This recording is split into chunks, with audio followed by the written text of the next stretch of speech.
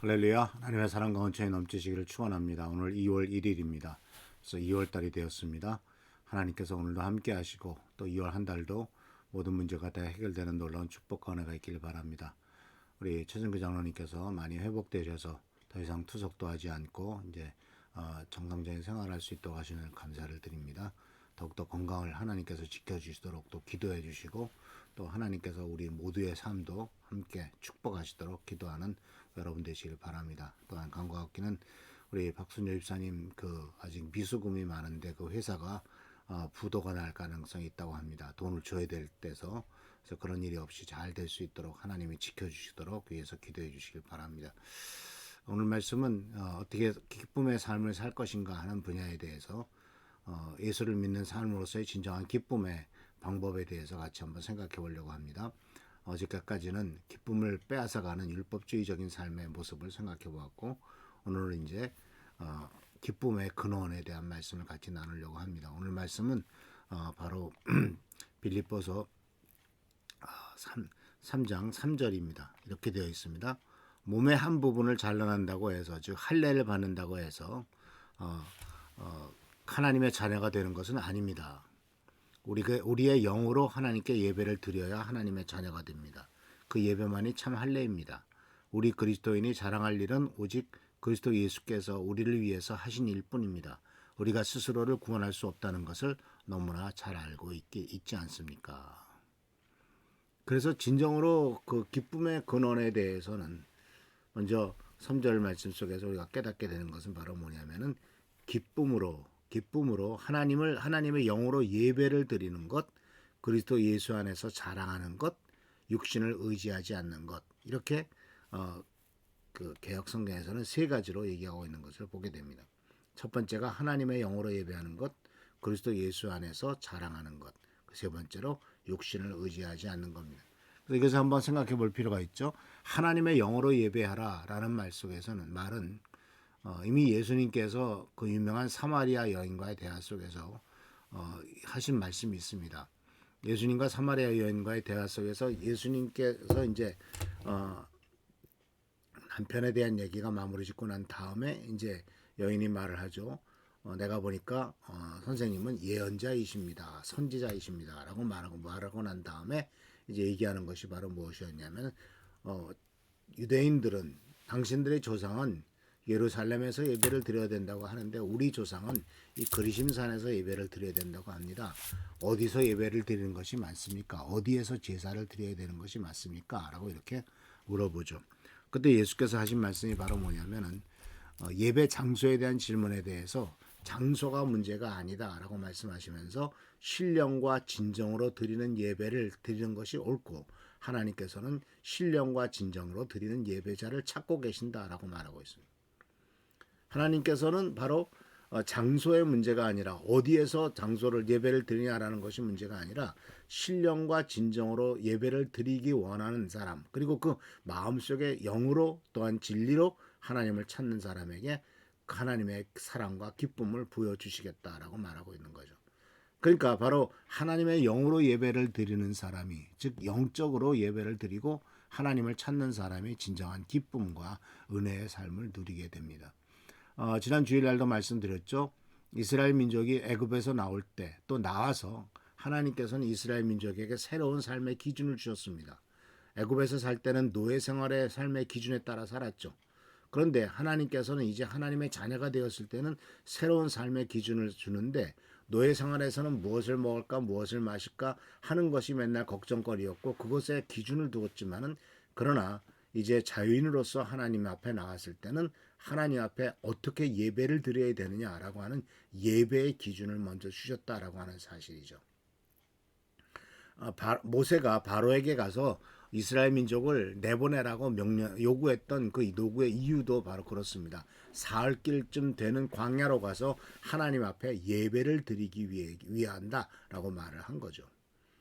그러니까 하나님께서는 이스라엘 민족을 예배를 드리는 예배 공동체로 부르셨고 이것이 바로 세상에서 살아가는 데 있어서 세상의 기준과 판단에 의한 것이 아니라 가장 첫 번째 보여주셨던 바로 기준이요 또한 법 규례는 예배에 대한 얘기였고 또 예수님께서도 이 사마리아 여인과의 대화 속에서 진정한 예배는 신령과 진정으로 드리는 예배고 그 예배 속에서 인생의 진정한 기쁨이 나오게 된다라고 말씀하고 있죠. 그래서 사랑하는 성도 여러분, 세상의 기준은 어떻게 하면 돈 많이 벌고 잘 벌 것이냐 하는 것이 기준이요 규례라면 우리 하나님을 믿는 사람들은 어떻게 하면 하나님 앞에 제대로 예배를 드리고 하나님 앞에 영광을 돌릴 것인가, 이것이 첫 번째 기준이요 규례라는 사실을 잊지 마시길 바랍니다. 또 그것에서 기쁨이 나온다는 겁니다. 그리고 두 번째는 바로 그리스도 안에서 자랑하라는 말씀인데, 이 그리스도 안에서 자랑하라고 하는 말씀은 바로 예수 그리스도께서 우리를 위해서 하신 일밖에는 자랑할 것이 없다라고 말하고 있습니다.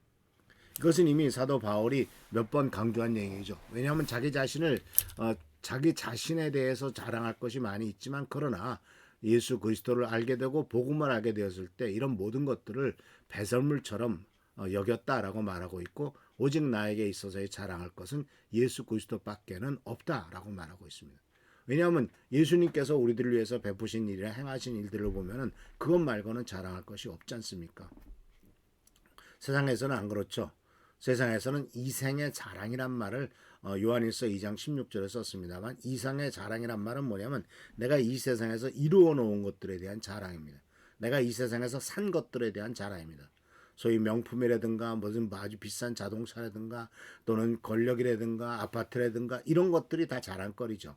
그런데 사도 바울은 참된 기쁨의 삶은 그런 자랑거리가 아니다. 왜냐하면 그런 자랑거리는 아시잖아요. 그보다 더한 것이 있습니다. 더 비싼 것이 있습니다. 10억짜리를 샀다 할지라도 20억짜리도 있습니다. 30억짜리 샀다 하면 50억짜리도 있습니다. 계속 그렇게 비교해 간다면 우리는 절대로 그 안에서 기쁨의 근원을 찾을 수가 없거든요. 그래서 우리는 정말 자랑해서는 안 되는 것들이 이제 예레미야 9장에서 이렇게 말하고 있죠. 뭐라고 말하면 나 주가 말한다. 주님이 말씀하신 것입니다. 나 주가 말한다.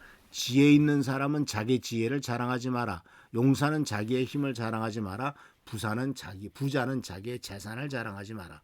오직 잘하고 싶은 것은 이것을 자랑하여라. 나를 아는 것, 나는 하나님을 안다 하는 것과 나 주가 긍휼과 공평과 공의를 세상에 실현하는 하나님인 것과 내가 이런 일을 하기를 좋아한다는 것을 깨달아 알만한 지혜를 가지게 되었음을 자랑하여라. 나 주의 말이다. 예레미야서에는 아주 분명하게 말하고 있어. 우리가 자랑할 것에 대해서는 세상 것들 자랑하지 마라.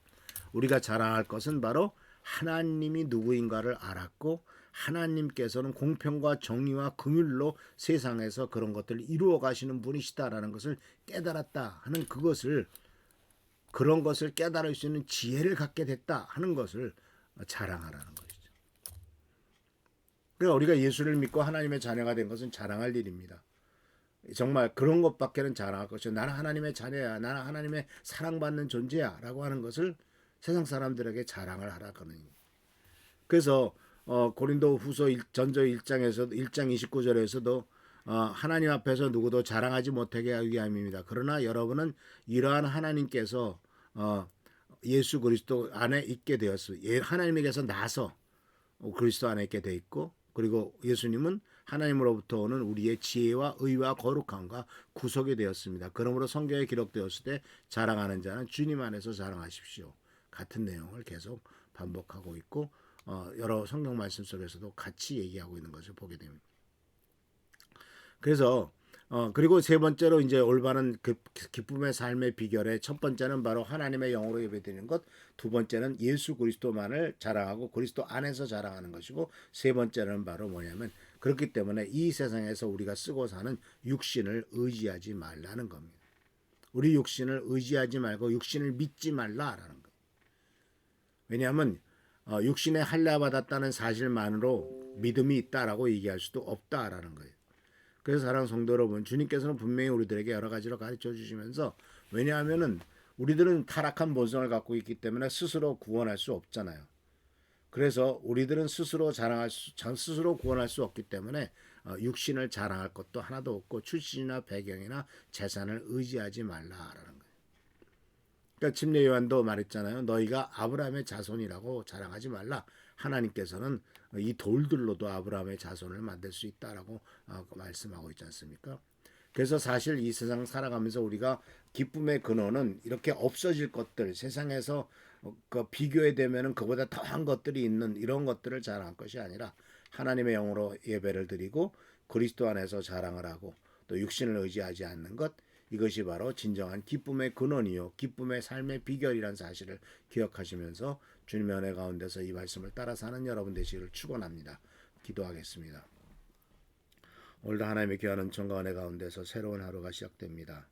복된 하루, 은혜의 하루가 되도록 도와주시고 하나님의 돌보심과 은혜를 경험하는 귀한 시간 되도록 인도하여 주옵소서. 오늘도 함께 하시고 지켜보살펴 주시고 보호해 주시기를 바라옵고 예수 그리스도의 이름으로 축복하며 간절히 기도하옵나이다. 아멘. 나라 민족을 위해서 교회를 위해서 또 우리 성도님들을 위해서 계속 기도하시고 하나님의 귀한 축복과 은혜를 누리는 여러분 되시길 축원합니다. 할렐루야 축복합니다.